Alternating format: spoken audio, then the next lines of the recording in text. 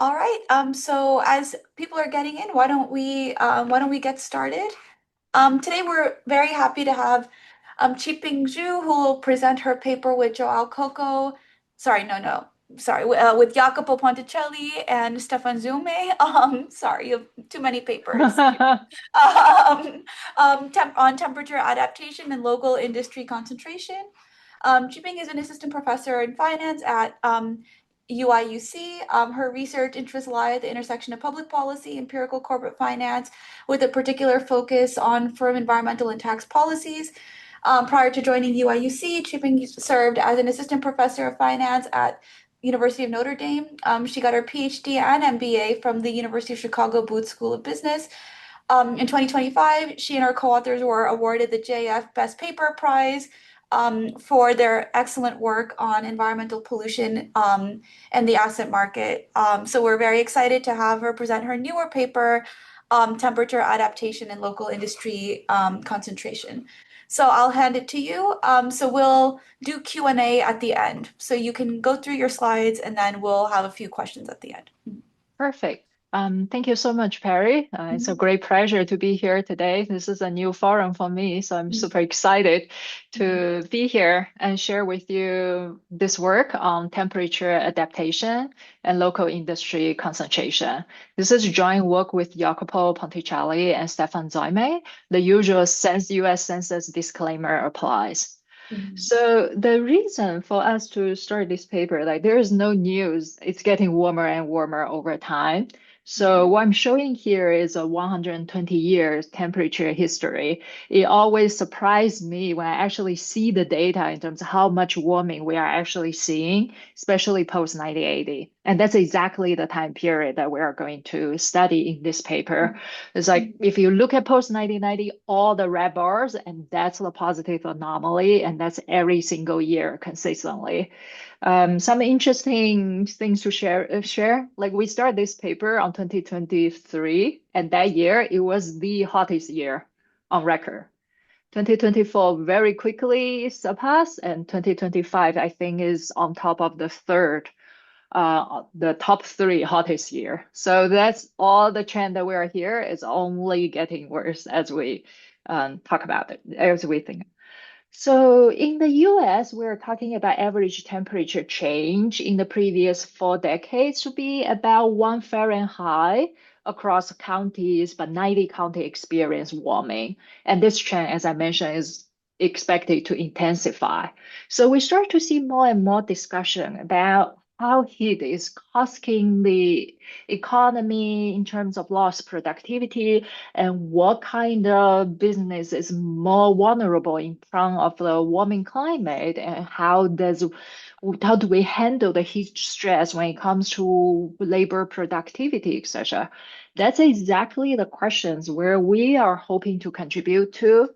So specifically in this paper, we are going to study the impact of high temperature on US manufacturing activities, mainly for the reason that we are going to have fantastic data to study many of the outcomes that we are very interested in. But in particular, we are going to emphasize this kind of differential responses across plants with different characteristics, in particular size. So what we really are hoping to learn is what makes certain plants and what type of plants better at adaptation when it comes to the warming climate. So the data we are going to use is coming from the US Census Bureau for the manufacturing plants. It's an annual panel for roughly 4 decades. The key outcome we are going to study today, energy intensity, productivity, size, as well as the exit. So we are going to merge this census data with this high resolution daily temperature data for exactly the same time period. Um, so the final data set tells us for every plant, what's the local temperature for the particular plant over each year that the plant is in the data. So for the empirical analysis, we're going to do two types of main analysis. First is a more of a contemporaneous analysis. We just want to understand this short-run contemporaneous effect of yearly temperature variation at the plant level and how it affects plant outcomes. In the second set of the result, we are going to take more of a long-run perspective and hoping to understand this change in climate over the long run, over 4 decades, how is it going to shape local industry dynamics? So that's where we are heading. The main results has two sets.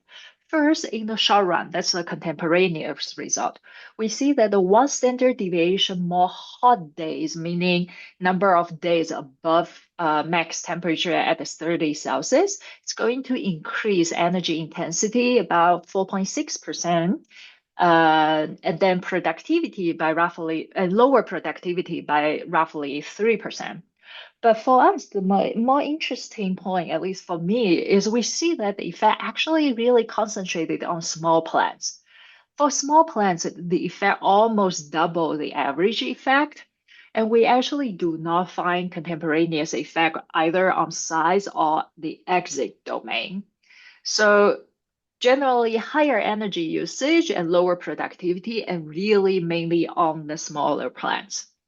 So taking this micro level data for the long run, we actually see that over the long run, in areas that's getting warm, area and industries that's getting warmer, number of small plants are disappearing.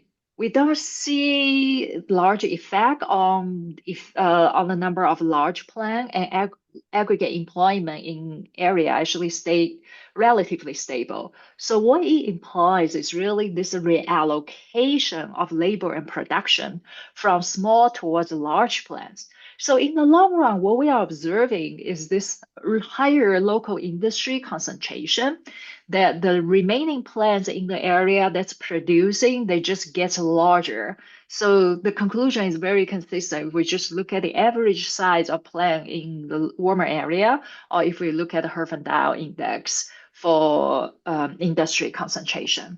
So that's our key short run and long run.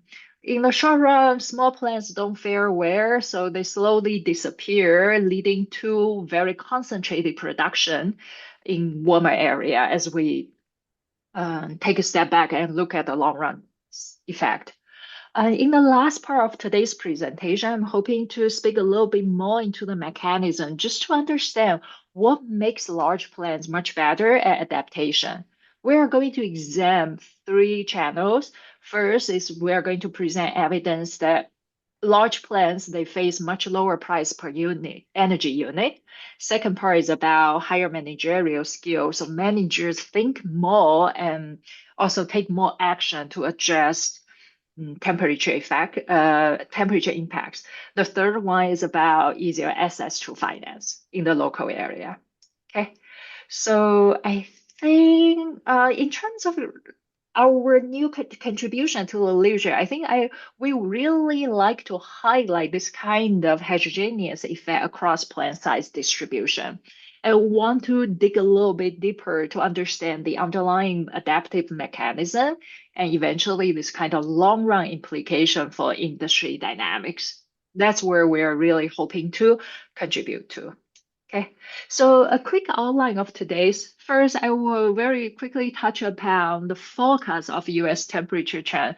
This is just to show you that whether the warming trend that we are seeing earlier is really just very mild beginning, and we are going to see much stronger warming trend down the road. And then we will dig into the empirical details for the short run and long run tests. And the last part, we will discuss the mechanisms.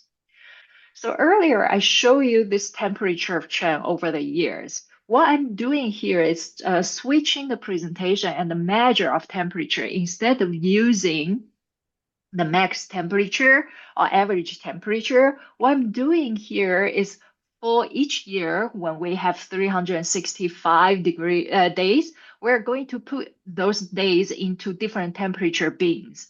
This is a very standard approach in environmental economics literature. It fits our empirical strategy later, and that's why I want to start discussing this. So once we put the number of days in each temperature bin, a very salient trend will emerge that number of days located towards a hottest temperature being is going to increase so much more in future relative to what we've seen earlier. So all the blue, dark, like the navy blue are the previous 4 decades versus the pinkish color and the reddish color is the forecast down the road. So what we're seeing from the forecast is we're going to see many more extremely hot days, meaning days within the 30 and above Celsius temperature being.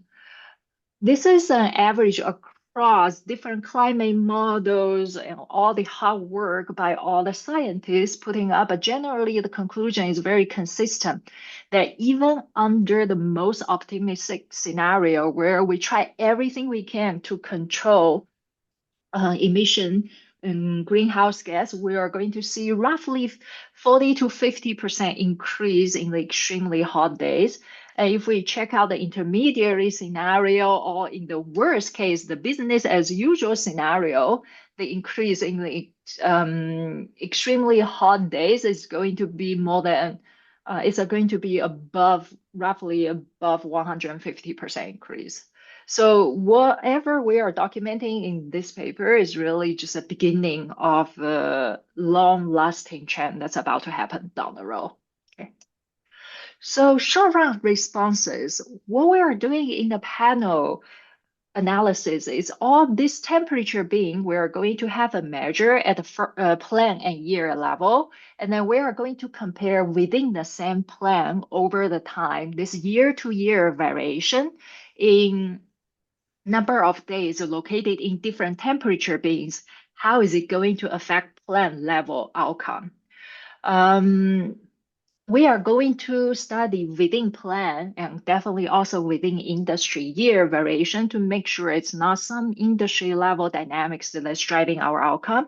We are also going to zoom in as close as possible to study within census division year or at the finance level within the state year, just to make sure that we are actually capturing very local temperature variation, but not some state level policy shocks, etc.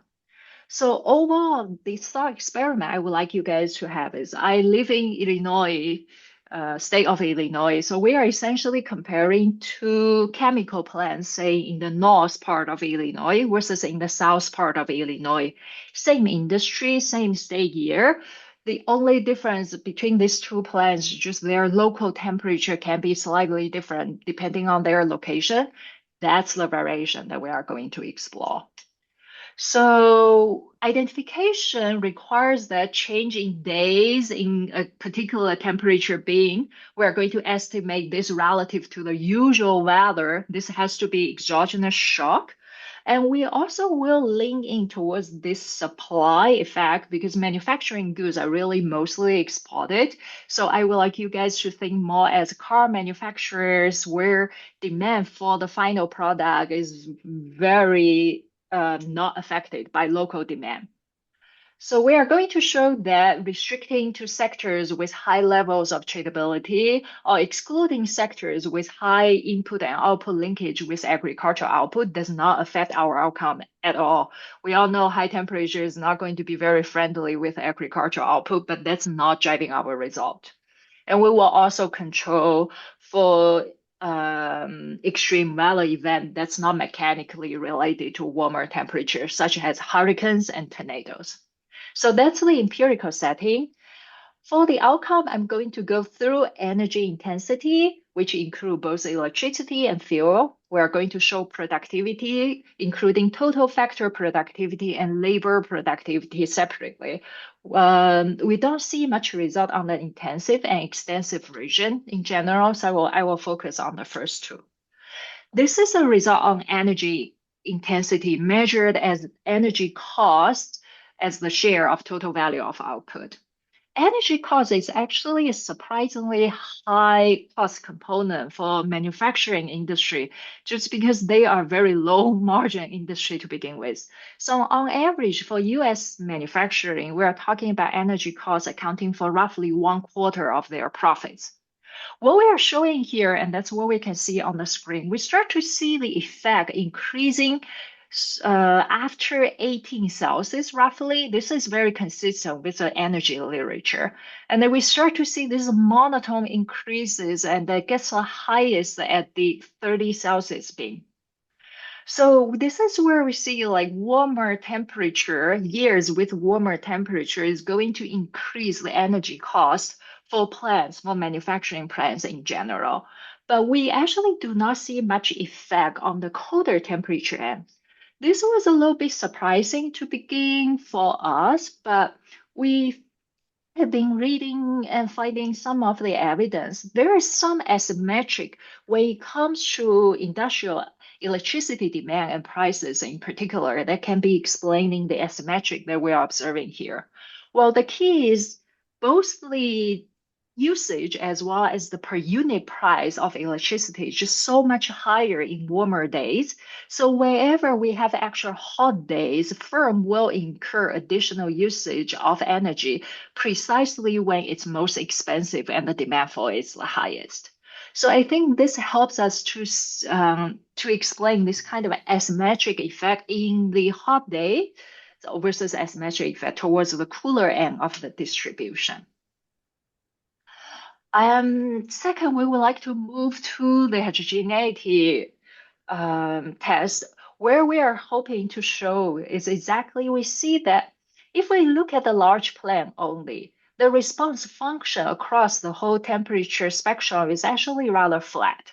So for large plants, we don't see much variation when it comes to energy intensity across temperature distribution. But if we compare the difference between small and large plants, we see the effect is mainly really driven by small plants.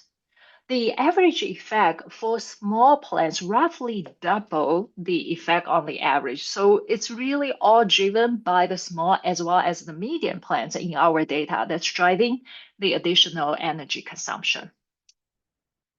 There are a few reasons that can explain the difference of energy effect across size. Why higher temperature will affect smaller plants relatively more? Well, first, in general, small plants, they actually face much higher electricity price per unit. We are going to present some evidence later. This is just generally true because large plant can have access to wholesale price, and they can also operate during non-peak hours, which helps with their energy costs. Also, smaller plants can be less energy efficiency. They might have less insulated buildings, older and less energy efficient machineries. This is has been confirmed in the literature. Usually, small and young firms tend to have older capital, which tends to be less energy efficient. The third one is something very much on physics, and that was new to me when I first learned it. It's a little bit counterintuitive. It says that small buildings actually will have a higher surface area to volume ratio. So the exposure to heat surface, which is correlated with energy consumption, is actually much higher for smaller plants compared to a much bigger facility. Okay, so that's the difference between small versus large. Next, we are going to talk about productivity. Total factor productivity decrease, all labor productivity both decrease as we experience extremely warmer days. Roughly, we are looking at one standard deviation more hot days in the above 30 degree. It's like lowers on about 3% when it comes to productivity. And this effect is not driven by mechanically by more energy consumption, because even if we remove energy costs from the value added calculation, we still see generally productivity going down. This is very consistent with existing literature such as labor fatigue, etc. So we are not the first one to point out that, oh, higher temperature is bad for productivity. But what we are really hoping to highlight is that this effect, this negative effect of warm temperature on productivity is very much concentrated on small and medium plants. Versus large plants, the response is just much more flat, and we don't see much of the impact effect there at all. So this is really very much towards the smaller end. So a quick summary on the panel approach, we show that warmer temperature shock increase energy intensity and lower productivity, and both effect very much concentrated on smaller plants. We didn't find significant adjustment on either contemporaneous size or exit decision. I think it's very plausible this kind of decision is not driven by year-to-year temperature variation, but rather cumulative effect of multiple years towards the same direction. So that lead us to our second set of main tests where we're going to study the long run response to climate changes. In this set of tests, we are going to compare areas experience a lot warming over the 4 decades to areas that did not experience so much warming. And we are going to show outcome variable corresponding, including total employment, number of plants across small and large, as well as local industry distribution. So to more precisely measure the effect, on the right-hand side here, we are going to use a more compact measure, which is called cooling degree days. It's going to capture energy required to keep the temperature at the baseline roughly 18 Celsius. So if it's a 20 Celsius day, this is a 2 cooling degree day. If it's a 30 Celsius day, and then it's going to be 12 cooling degree day. This is a very standard measure adopted by US Energy Information Administration and also the NOAA. The nice thing about this measure is that it's going to capture the nonlinearity that we showed you earlier in a more concise manner. So just to show you geographically, the variation that we are looking at is all over the US. Some area experience more warming, some area experience maybe even cooling. So we do have very dispersed variation across the US in general. Identification requires the change in cooling degree days over the long run is an exogenous shock. Well, there have been plenty evidence presented in the environmental economics literature showing the differential warming trend in the US over the previous couple decades, mainly due to natural climate variability, not instead of local emission or land use or local business activity. We do test for correlation with baseline commuting zone characteristics, and they are not correlated. So I think we are pretty confident in terms of the identification assumption. For the main outcome in the long difference approach, we're going to look at total number of plants in the area, aggregate employment, and average plant size. Those are just to gauge how local economy fare in general. And for the last part, we're going to move to industry and commuting zone level to study local concentration using the share of employment in the top 5 plant by size in the commuting zone industry, as well as the Herfindahl index. So what we are showing first here is we see that areas with more warming chance start to witness a much more significant drop in the number of small plants as well as employment in smaller plants. Versus if you look at the large plant, they are roughly unaffected. So small plants in warmer areas, small plants are disappearing. Labor employed by small plants are disappearing. That's the first one. On average, we're talking about a standard deviation increase in the cooling degree day leads to about 3% decline in number of small plants and 5% decline in their employment. Well, small plants are disappearing. So in aggregate, we are seeing a very significant drop in the number of plants in warmer area, while aggregate employment remain relatively flat, leading to average size of the local employment in warmer area to increase very significantly. So one standard deviation roughly corresponds to 4% decline in total number of plants. We don't see any effect on total employment, but roughly 6% larger increase in average plant size. Small plants are disappearing, number of establishments are declining, but the remaining plant become much larger. So then if we look at the local industry concentration, we see that local production gets more concentrated, suggesting this reallocation of labor and production towards large plant in in the local industry commuting zone. About 3% increase in Herfindahl index. And this, while we are looking at the local industry concentration, we can reweight the observation to make some reference regarding the aggregate production in the country level. And we also see that the local aggregation increasing in concentration that we observed also aggregate at the national level. So we do see on average industry concentration increases in due to warmer climate changes. So the last part, we are going to discuss some of the mechanisms. So exactly what makes large manufacturing plants better at adapting to climate changes. First, lower price per unit of energy. According to the US Energy Administration survey for manufacturing plants, per unit price paid by plants with fewer than 50 employees is about one third higher than those with greater or equal to 50% employees. So we do have some aggregate level average electricity price by region as well as the industry.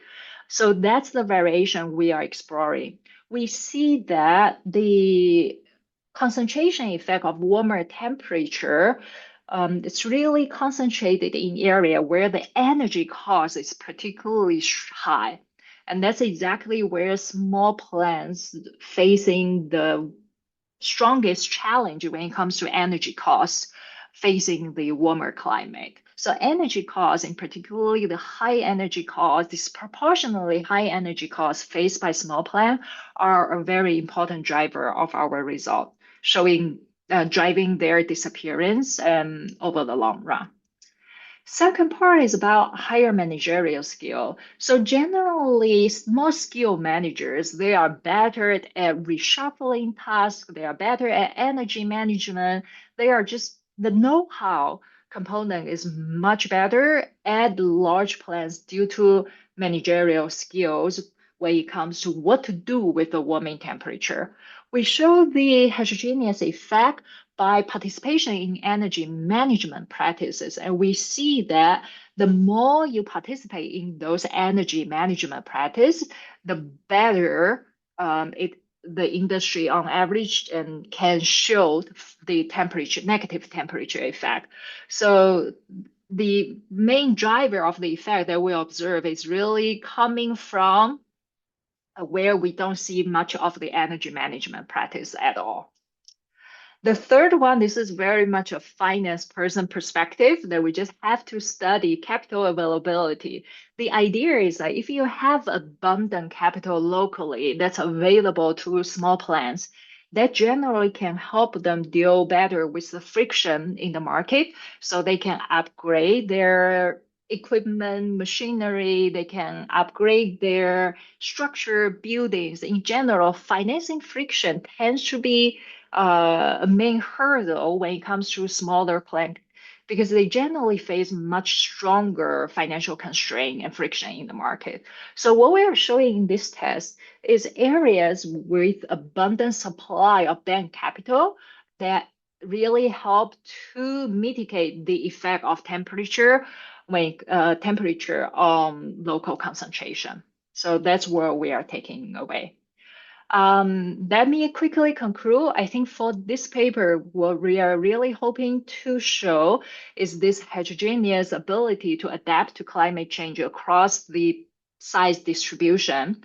When it comes to energy intensity, when it comes to productivity for US manufacturing plant, the small plant just don't fare well under facing climate risk. And in the long run, this micro level short run responses ended up accumulating and leading to small plant disappearing, driving a higher concentration of manufacturing activities towards the large plant.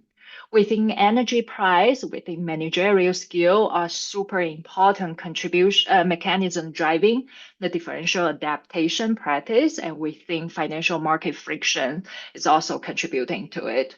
Like I said, what we observe in the previous 4 decades is really only the beginning of the warming trend.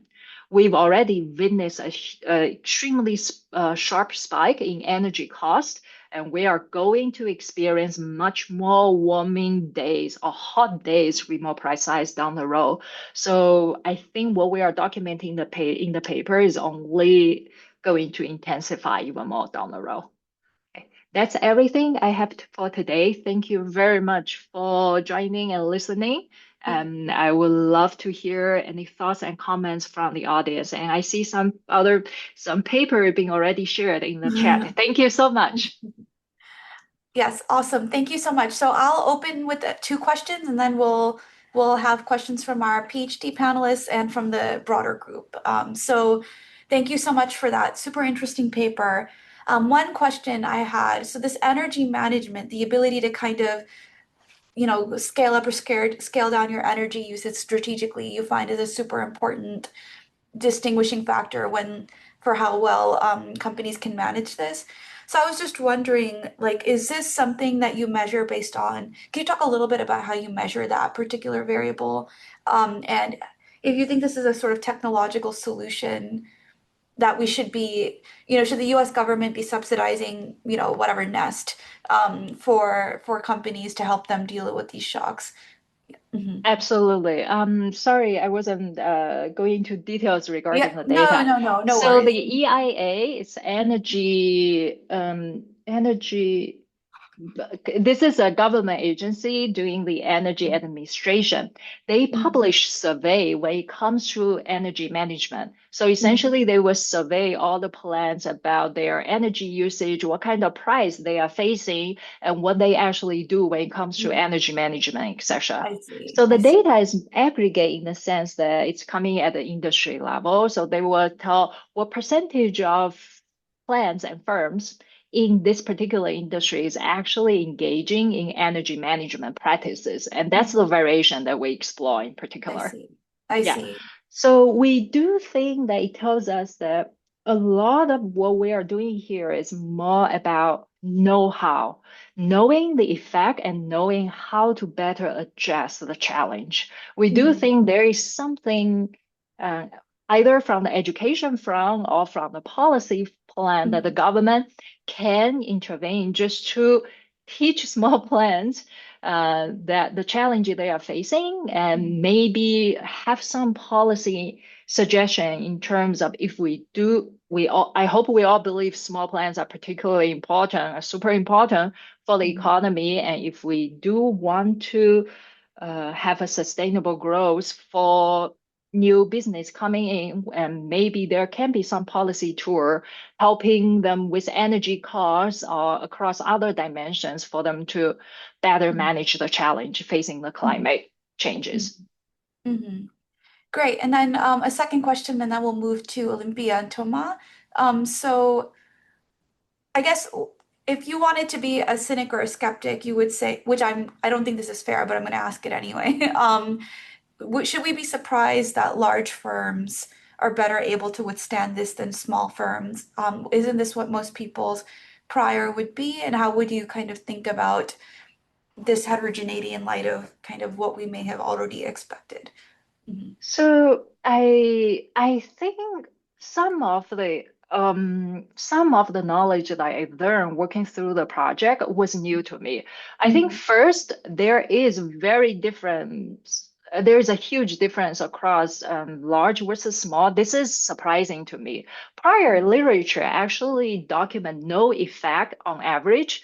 That was the starting Mhm. point of this project because I was surprised in terms of, oh, so we have facing so much more warmer temperature and there is no effect on plant productivity. That was the starting point.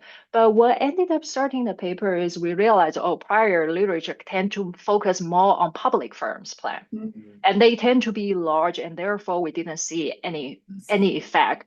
But it doesn't mean the effect just do not exist at all, right? Because in the end, private plants account for over 95% of the manufacturing plant in the US.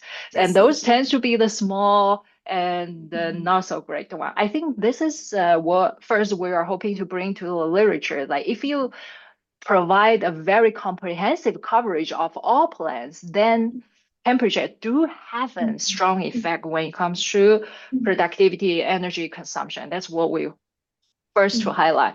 And second, mhm, some of the aspect is actually new to me, such as small plant has more surface to volume ratio, and they generally face much higher unit per energy cost per unit. mhm, Those are new mhm. effect to me. Yes, So yes. we are hoping just to provide some mechanism and understanding why certain plants are much better at adaptation. Mhm, I mhm, agree with you. Large plants, they are just good. They have new capital. They probably have the best worker in general, so they are good at many things.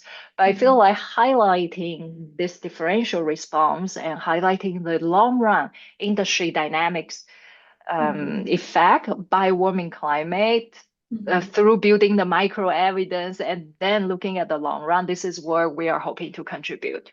mhm, mhm. Yeah. Excellent. Great. Okay, let's go to our PhD panelists. So, Thomas, why don't you start with your question? Thank you.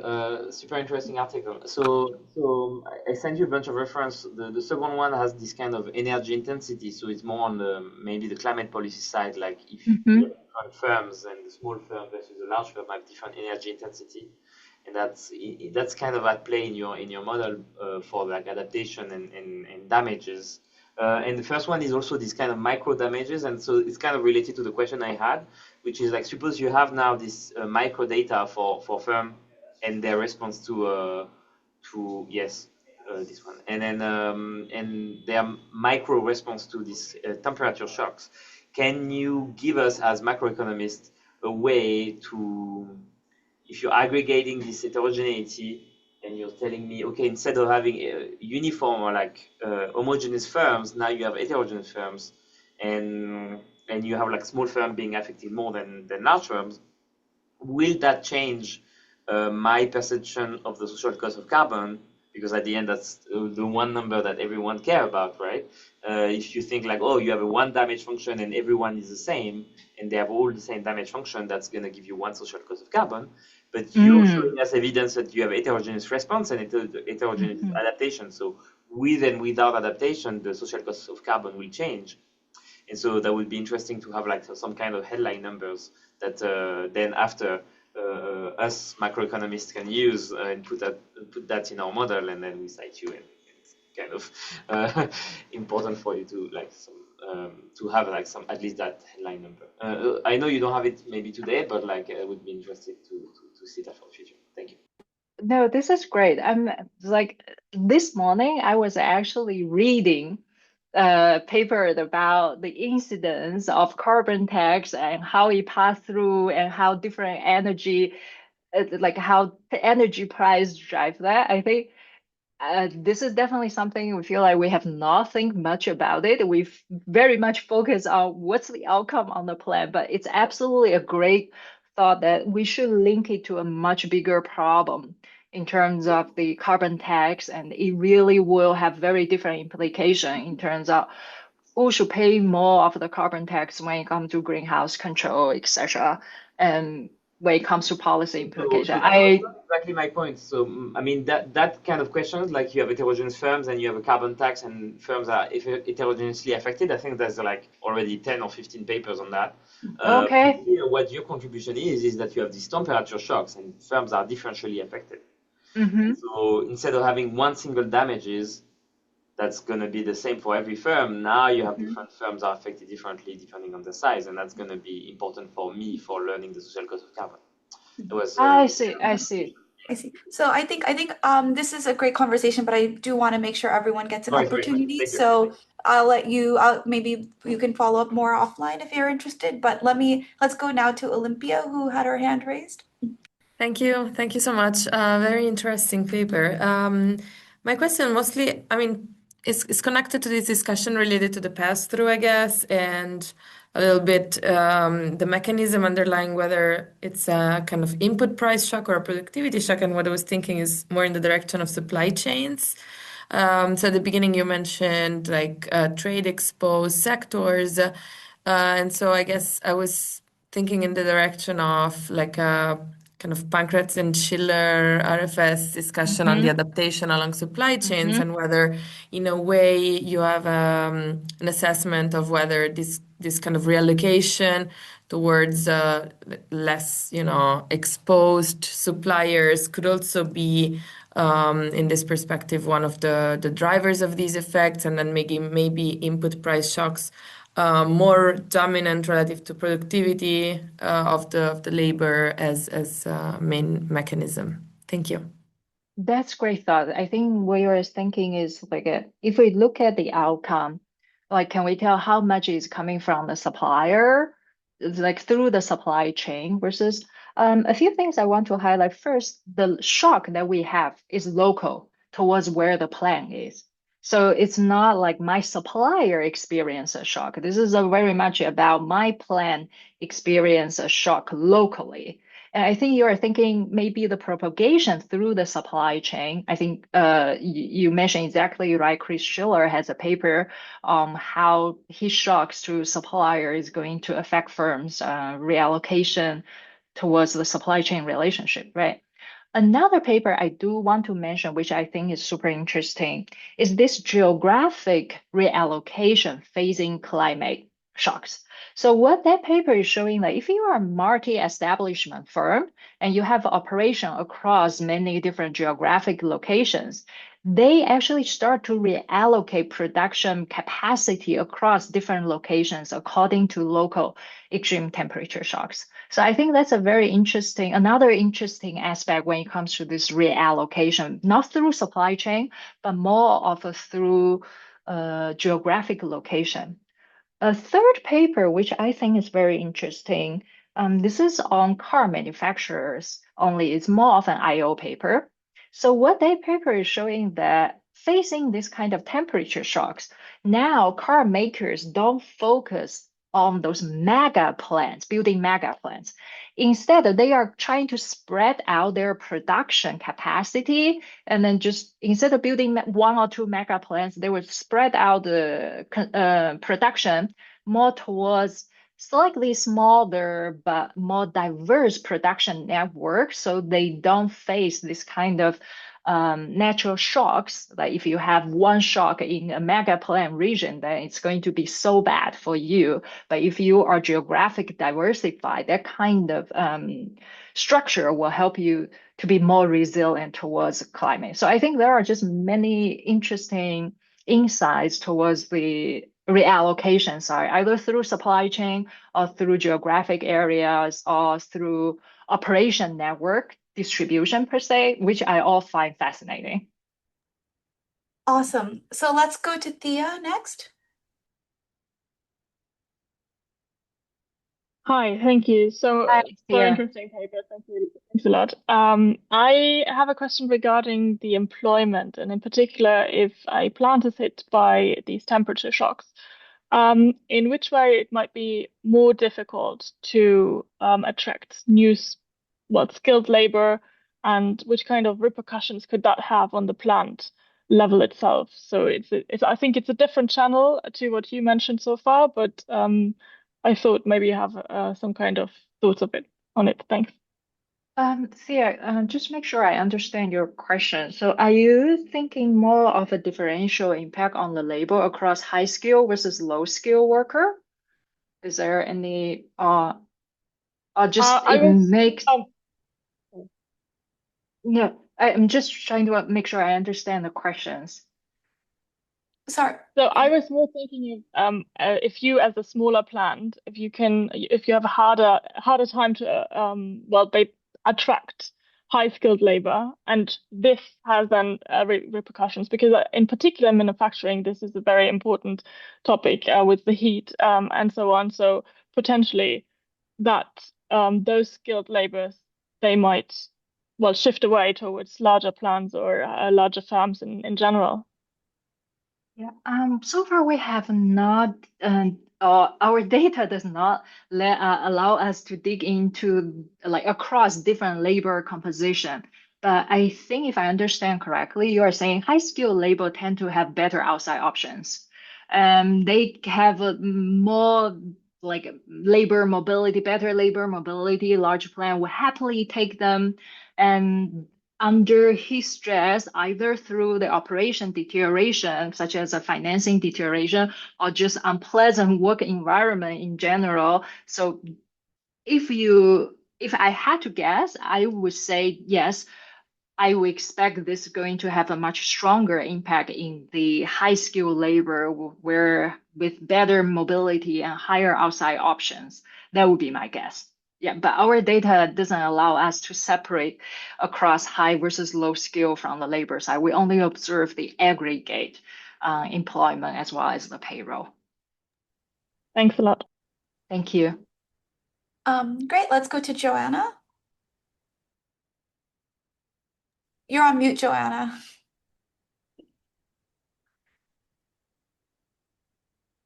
Um, Can you hear me now? yes, yes. Okay, Yes. perfect.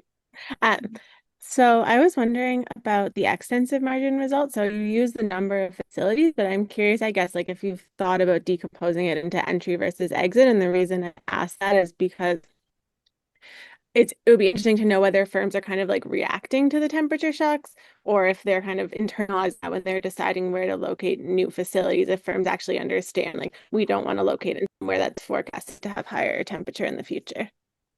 Absolutely, that's a great thought. I feel like that's something we can definitely do with the current data, which we have not done. Now we're just showing the aggregate part. But I totally agree with you. My guess would be I would suspect both dimensions to be working, as we like mentioned all this other work about geographic location decisions, etc. Like we should experience more exit but less entry. That would be my guess. Of course, this is something we can definitely confirm in the data. Thank you very much. Awesome. Now let's go to Carolyn. Hi, first of all, thanks a lot for your presentation. I've unfortunately had some technical issues today, so I've been a bit in and out, so you may already have addressed this question, but I was wondering about the baseline level of temperature and whether that matters for the results or how it could matter. Because I'm from this small country, Norway, up quite up in the north, and some of the findings for us could seem a bit counterintuitive. So that would be very interesting to just hear your thoughts on that. Absolutely. So right now, our empirical strategy just chase the temperature in fixed degree across the whole spectrum. The advantage of such a setting that it tells us exactly across the whole aggregate where the effects start to kick in. It shows a response function across all temperature bands. But the disadvantage of it is like it doesn't take into consideration the geographic difference. Like, for example, in the US, and this is probably the opposite to where you are referring. Like in the US, the south part is much, much hotter on average. Right? In the summer, we will have 100-degree days, but winter much milder. So we do have a decomposition in the paper by geographic location, the warmer versus the colder area. So what shows up in that test, this is something that I personally like and find intuitive as well. It's the surprise relative to your baseline. That's really driving the effect.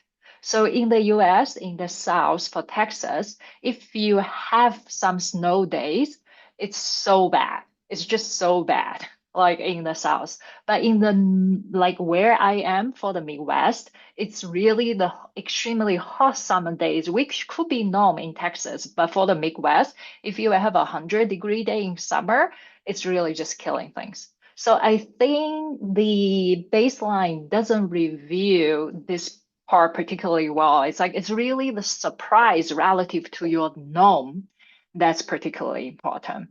So the non-effect on the colder end, it masks this heterogeneity. Like if you look at the South and you throw a snow day at Texas, it definitely increases energy consumption and lower productivity very much. It's just when we group all the firms across the US together and put them on fixed temperature bins, and this heterogeneity doesn't show. I hope that helps. Yeah. Mm. Yeah, and I mean, just to kind of add to that, like in Philadelphia, we get snow every year, but it's not that much. So there's no investment in snow, Mm. cleaning Hmm. infrastructure because it's only a couple inches. And then that is a huge effect on productivity, because there's no one to clean the roads. So it definitely is that endogeneity. That would be interesting though, if you guys could speak to some of those heterogeneous effects by baseline temperature, Hmm. since you have the data. Yeah, right now what we do is kind of we split by the more like a baseline, just Yeah. well or not this is a warm region, well or not this is a cold region, and then shows it's Mhm. really the surprise relative to Yeah. your Mhm. norm, and that's Mhm. really driving the effect here. Mhm. Mhm. Yeah, exactly. Awesome. All right. Any other questions? All right. Well, thank you so much. Really good to have you, Qiping, and I'm sure I'll see you around soon. Thanks so Yeah, much for PhD panelists. thank you, everyone. It's great to meet you, and we hope we will have another opportunity to reconnect sometime down the road. Wish you all the best. Bye-bye. Bye bye.